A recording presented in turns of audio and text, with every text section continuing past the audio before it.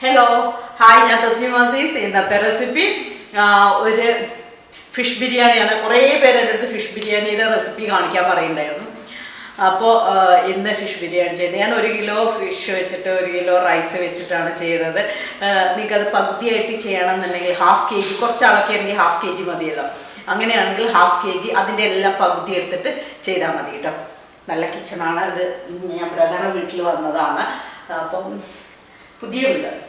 നല്ല കിച്ചണാണ് എല്ലാ എക്യുപ്മെന്റ്സും ഉണ്ട് കുറേ പേര് എൻ്റെ അടുത്ത് ഇൻബിൽറ്റ് ഓവനെ കുറിച്ച് പറയാറുണ്ട് ഒരു വീഡിയോ ചെയ്യാൻ പറയാറുണ്ട് അത് ഞാൻ ചെയ്യാൻ വേറൊരു ദിവസം ഞാൻ ചെയ്യാം ഇത് 1 കിലോ മീനുണ്ട് നമ്മൾ ഇങ്ങനെ ഐക്കൂറ ആഗോലി പോലെ ഇങ്ങനെ പീസസ് ആയിട്ടുള്ള അങ്ങനെയുള്ള ഫിഷ് വെച്ചിട്ടാണല്ലോ നമ്മൾ സാധാരണ അല്ലെങ്കിൽ പ്രോൺ വെച്ചിട്ടാണ് ഫിഷ് ബിരിയാണി ഉണ്ടാക്കുക അപ്പോൾ ഇനി അതിലേക്ക് 1.5 ടീസ്പൂൺ മഞ്ഞൾപ്പൊടി 4 ടീസ്പൂൺ മുളക് പൊടി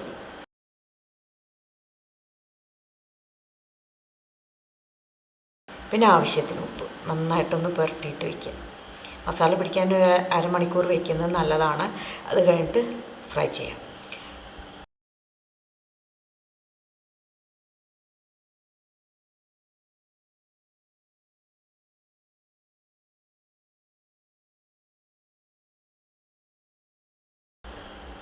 ഇപ്പോൾ മീൻ പൊരിക്കണം അതിന് വേണ്ടിയിട്ട് വെളിച്ചെണ്ണയാണ് ഉപയോഗിക്കുന്നത് വെളിച്ചെണ്ണ കുറച്ച് അധികം വേണം കാരണം ഈ 1 കിലോ മീൻ പൊരിക്കുകയും വേണം അതേ മീനിൽ തന്നെ മസാല അതേ ഓയിലിൽ തന്നെയാണ് നമ്മൾ സവാള തക്കാളി ഇഞ്ചി വെളുത്തുള്ളി എല്ലാം വഴറ്റി മീൻ മസാല ഉണ്ടാക്കുന്നത് അപ്പോൾ കുറച്ചധികം എണ്ണ വേണം നമുക്ക് മീൻ ഇതിലേക്ക് ഇട്ടിട്ട് ഓരോന്നായിട്ട് ഫ്രൈ ചെയ്ത് കോരാം പക്ഷേ ഫ്രൈ ചെയ്യുമ്പോൾ ശ്രദ്ധിക്കുക നമ്മൾ സാധാരണ ഫ്രൈ ചെയ്യുന്ന പോലെ നല്ല ഫ്രൈ ആവണ്ട ഒരു 1/4 ഭാഗം ഫ്രൈ ആയാൽ നമുക്ക് കോരിയെടുക്കണം പിന്നെ ബാക്കിയുള്ളത് ദം ചെയ്യുമ്പോൾ കുക്കായിക്കോളും അപ്പം മീൻ ഒരുവിധം ഒരു ഭാഗമായിട്ടുണ്ട് അപ്പം ഞാൻ മറിച്ചിടാൻ പോവുകയാണ് ഇനി മറ്റേ ഭാഗമായിട്ട് നമുക്ക് എടുക്കാം ഇങ്ങനെ ബാക്കിയുള്ള എല്ലാ മീനും 1 കിലോ മീൻ നമ്മൾ ഇതേപോലെ പൊരിച്ചെടുക്കാം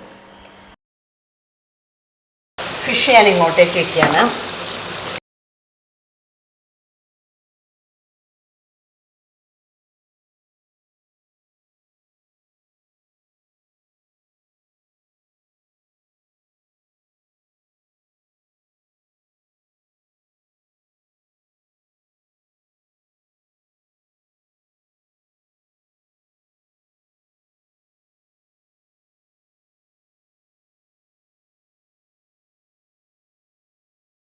റൈസ് ഉണ്ടാക്കണം അതിന് വേണ്ടിയിട്ട് കുക്കർ വയ്ക്കുകയാണ് കുക്കറിലേക്ക് നെയ്യിടാം അതിന് മുമ്പ് ചോറ് ഉണ്ടാക്കാനുള്ള വെള്ളം വയ്ക്കുകയാണ് 6 കപ്പ് വെള്ളമാണ് അതൊന്ന് ചൂടായിക്കോട്ടെ തിളയ്ക്കണമെന്നില്ല ചൂടായാൽ മതി ഇനി തിളച്ചു എന്ന് വിചാരിച്ച് കുഴപ്പമില്ല ഒരു 4-5 ടേബിൾ സ്പൂൺ നെയ്യ് ഇനി ഇത് പകുതി നെയ്യ് പകുതി വെളിച്ചെണ്ണ അല്ലെങ്കിൽ പകുതി നെയ്യ് പകുതി സൺഫ്ലവർ ഓയിൽ എങ്ങനെയാണ് നിങ്ങൾക്ക് താല്പര്യമുള്ളതെന്ന് വെച്ചാൽ അതുപോലെ ചെയ്യാം കേട്ടോ ഞാൻ ഗീലാണ് ചെയ്യുന്നത് അതാണ് കൂടുതൽ ടേസ്റ്റും നെയ്യ് ഒഴിച്ചു അതിലേക്ക് ഒരു സവാളയുടെ ഒരു 1/4 ഭാഗം മുറിച്ചത് ചേർത്തു ഇതിനി ഇതങ്ങ് കളറൊന്നും മാറാൻ നിൽക്കരുത് റൈസിൻ്റെ കളർ മാറിപ്പോവും ഇനി ഇതിലേക്ക് ചേർക്കുന്നത് 4 കപ്പ് റൈസാണ് കൈമ റൈസ് ബിരിയാണി റൈസ് കുഞ്ഞു അരിയായിട്ടുണ്ടാവില്ലേ അതാണ് അത് കഴുകി വെച്ചതാണ്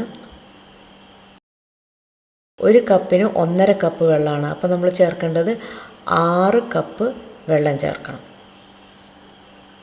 ഇതിൻ്റെ പകുതി എടുത്തിട്ട് ഇപ്പോൾ 2 കപ്പൊക്കെ വെച്ചിട്ട് ചെയ്യുകയാണെങ്കിൽ 2 കപ്പ് റൈസ് ആണെങ്കിൽ നിങ്ങൾ ചേർക്കേണ്ടത് 3 കപ്പ് വെള്ളം 1 കപ്പിന് 1.5 കപ്പ് പിന്നെ ഏലക്ക ഗ്രാമ്പൂ പട്ട എല്ലാം ഒരു ആവശ്യത്തിന് ഉപ്പ്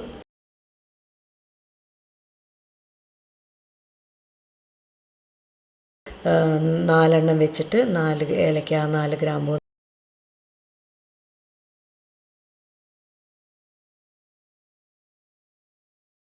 രണ്ട് കഷ്ണം പട്ട ചേർക്കുക ഇനി ഒരു ഫ്ലേവറിന് കുറച്ച് മല്ലിയില ഇടുന്നുണ്ട് നമുക്ക് അടച്ചു വയ്ക്കാം ഒരു സ്റ്റീം വന്നാൽ ഓഫ് ചെയ്യാം കറക്റ്റ് ഒരു സ്റ്റീം വന്നാൽ ഓഫ് ചെയ്യുക അത് ഫുൾ ഫ്ലെയിമിൽ തന്നെയാണ് വയ്ക്കുന്നത് അത് എപ്പോഴും എന്നോട് കുറേ സംശയം ചോദിക്കുന്നത് ഫുൾ ഫ്ലെയിമിലാണ് വയ്ക്കുന്നത് എന്നിട്ട് ഒരു സ്റ്റീം വരുമ്പോൾ ഓഫ് ചെയ്യുക ഓഫ് ചെയ്തതിന് ശേഷം പ്രഷർ പോയതിന് ശേഷം നമുക്കത് ഓപ്പൺ ചെയ്തിട്ടുണ്ടെങ്കിൽ കറക്റ്റായിരിക്കും വേവ് ബിഗിനേഴ്സിന് വേണ്ടിയിട്ട് ഞാൻ ഒന്നുകൂടെ പറഞ്ഞുതരാം 1 കപ്പ് റൈസിന് 1.5 കപ്പ് വെള്ളം ആണ് നമ്മൾ നെയ്ച്ചോറ് പോലെ തന്നെയാണ് ഉണ്ടാക്കുന്നത്. ഒരു സ്റ്റീം വന്നാൽ ഓഫാക്കുക, അതായത് ഫുൾ ഫ്ലെയിമിൽ വെച്ചിട്ട് ഒരു സ്റ്റീം വന്നിട്ട് ഓഫാക്കുക.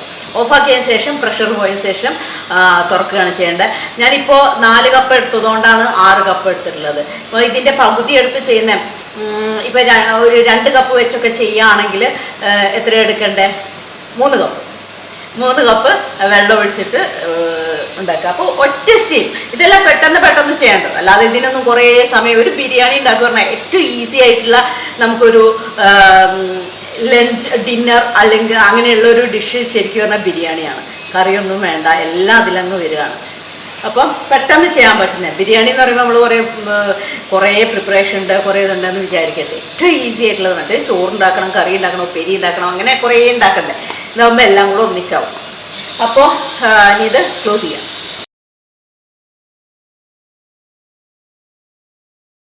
വെള്ളം തിളയ്ക്കാൻ നിന്നിട്ടൊന്നുമില്ല, ജസ്റ്റ് ഞാൻ അതെല്ലാം ഇട്ടു ക്ലോസ് ചെയ്തു.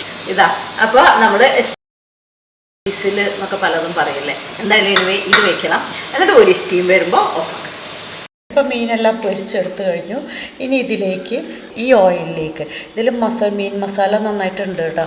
ഇതിലേക്ക് ബാക്കിയുള്ള സവാള, ഇതിൽ ഒരു ടോട്ടൽ 8 സവാള ഉണ്ടായിരുന്നത്, അതിൽ നിന്ന് കുറച്ച് നമ്മൾ റൈസ് ഉണ്ടാക്കാൻ വേണ്ടിയിട്ട് എടുത്തു. ബാക്കിയുള്ള സവാള ഇടാം. മീൻ പൊരിക്കുമ്പോൾ ശ്രദ്ധിക്കുക, മസാല കരിയാതെ നോക്കണം.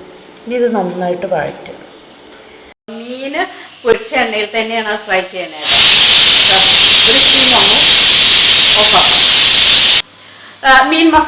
മീൻ പൊരിച്ച എണ്ണയിൽ തന്നെ ഫ്രൈ ചെയ്യുന്നത് എന്താ വെച്ചാൽ അതിൻ്റെ ആ ഒരു ഫ്ലേവറൊക്കെ അതിലുണ്ട്. അതെല്ലാം ഉള്ളിലേക്ക് വരികയും ചെയ്യും. അപ്പം നമ്മൾ മസാലയ്ക്ക് നല്ലൊരു ഫ്ലേവറുണ്ട്. കാരണം നമ്മൾ ഫിഷ് എല്ലാം ഫ്രൈ ചെയ്തിട്ടാണല്ലോ ചേർക്കണേ. ഇപ്പോൾ ചിക്കൻ ആണെങ്കിൽ അതിൻ്റെ ഫ്ലേവർ ആ ഉള്ളിൽ കിടന്നിട്ടാണല്ലോ അത് ശരിക്കും കുക്കാവുന്നത്. ഇത് കുക്കിംഗ് ഓൾമോസ്റ്റ് കഴിഞ്ഞിട്ടുണ്ട്.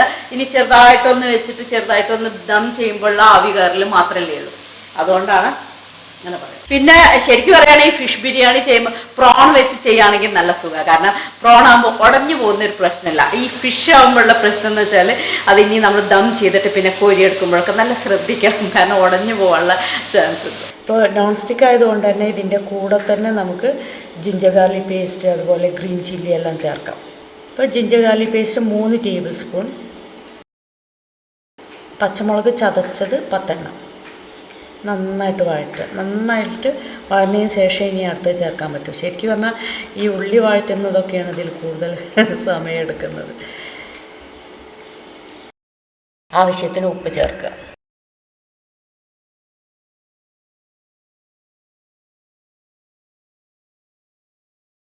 ഇനി നമുക്ക് തക്കാളി ചേർക്കാം. 4 തക്കാളിയാണ് സ്ലൈസ് ചെയ്ത് തിന്നായിട്ട് സ്ലൈസ് ചെയ്യുക, പെട്ടെന്ന് ആവണം അതിന് വേണ്ടിയിട്ട്.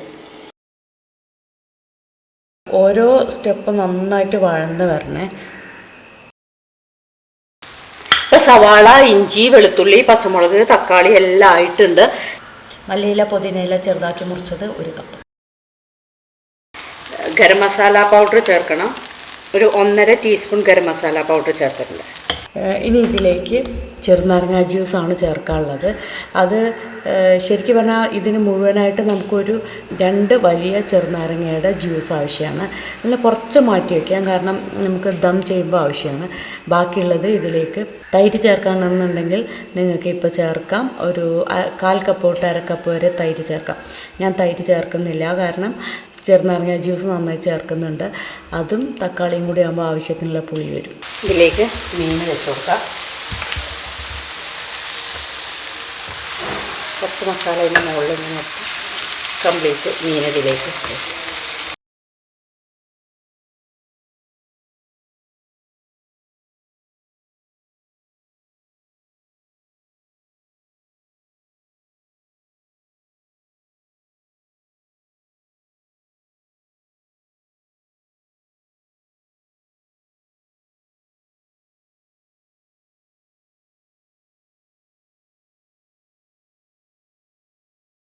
ചോറ് നല്ല രീതിയിൽ കുക്കായിട്ടുണ്ട്.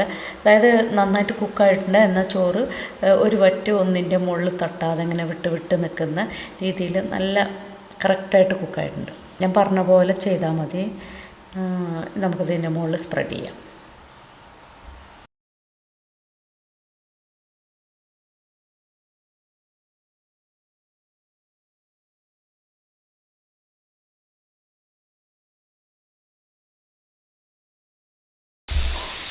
ഇതിലേക്ക് ലൈം ജ്യൂസിൽ കുറച്ച് ലൈം ജ്യൂസിൽ മഞ്ഞ കളറാക്കിയതാണ്. കളർ ഇഷ്ടമല്ലെങ്കിൽ ചേർക്കണ്ട കേട്ടോ. ഗരം മസാല പൗഡർ 1/2 ടീസ്പൂൺ, മല്ലിയില പുതിനയില, നെയ്യ് ഏകദേശം നമുക്കൊരു 1 ടേബിൾ സ്പൂൺ 1.5 ടേബിൾ സ്പൂൺ വരെ ചേർക്കാം.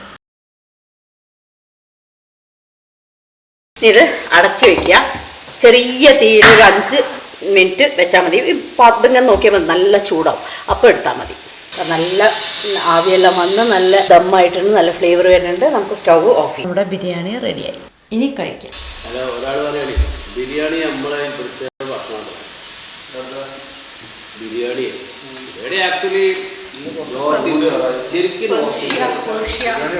ബിരിയാണിയുടെ ഒറിജിൻ എവിടെയെന്നുള്ളതാണ് മോനും ഹസ്ബൻഡും തമ്മിൽ സംസാരിക്കുന്നത്. നിങ്ങൾക്കറിയോ എവിടെയാണെന്ന്? പേർഷ്യയിൽ നിന്നാണ് ബിരിയാണി വന്നതെന്നാണ് പറയണത്. പേർഷ്യയിൽ നിന്ന് നമ്മുടെ മുഗൾ റോയൽ കിച്ചണിലേക്ക് വന്നു എന്നുള്ളതാണ്. പിന്നെ വേറെ രീതിയിൽ കേൾക്കുന്നത് മുഗൾ സോൾജിയേഴ്സ് വളരെ വീക്കായ സമയത്ത് അവർക്ക് റൈസും ചിക്കനും മീറ്റും ചേർത്തിട്ടുള്ള ഒരു ഫുഡ് ഉണ്ടാക്കാൻ വേണ്ടിയിട്ട് അവിടുത്തെ രാജ്ഞി നിർദ്ദേശം കൊടുത്തു കിച്ചണിലേക്ക്. അങ്ങനെ ഉണ്ടാക്കിയതാണ് ബിരിയാണി എന്നുള്ളൊരു കഥയും കൂടെ ഉണ്ട്. എനിവേ എന്തായാലും ബിരിയാണി സൂപ്പറാണ്, എല്ലാവർക്കും ഇഷ്ടമാണ് ബിരിയാണി അല്ലേ. ഈ ഫിഷ് ബിരിയാണി ഒന്ന് ട്രൈ ചെയ്തോളൂ. നല്ല റൈസാണ്, നല്ല ബിരിയാണിയാണ്. ഞാൻ ഇതിൻ്റെ ഇൻഗ്രീഡിയൻസ് കറക്റ്റ് ഇവിടെ കൊടുക്കാം, അത് നോക്കിയിട്ട് ചെയ്താൽ മതി. ഇതെൻ്റെ ഓൺലൈൻ കുക്കറി ക്ലാസ്സിൻ്റെ ആഡാണ്. നിങ്ങൾക്ക് താല്പര്യമുണ്ടെങ്കിൽ ഈ നമ്പറിൽ കോൺടാക്റ്റ് ചെയ്താൽ മതി. എല്ലാ ടൈപ്സ് ഓഫ് ക്ലാസ്സസും നടക്കുന്നുണ്ട്. വീഡിയോ ഇൻ്ററാക്റ്റീവ് ക്ലാസ്സാണ്.